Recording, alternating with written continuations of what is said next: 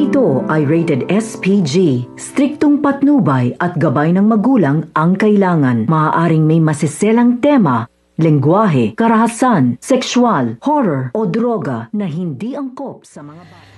Patindi ng patindi ang mga investigasyon tungkol nga sa totoong nangyari dito kay Luna.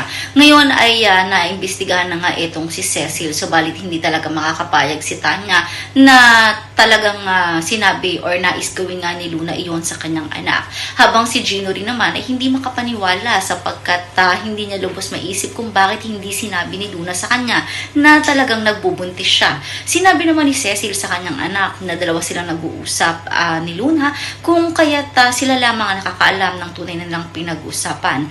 Maging si Gov William na kahit natutuwa sa mga naging salaysay ni Cecil ay tinanong pa rin ito kung totoo ba ang lahat ng kanyang mga sinabi dito sa investigador. Subalit ano nga ba ang totoo sa kanilang pinag-usapan?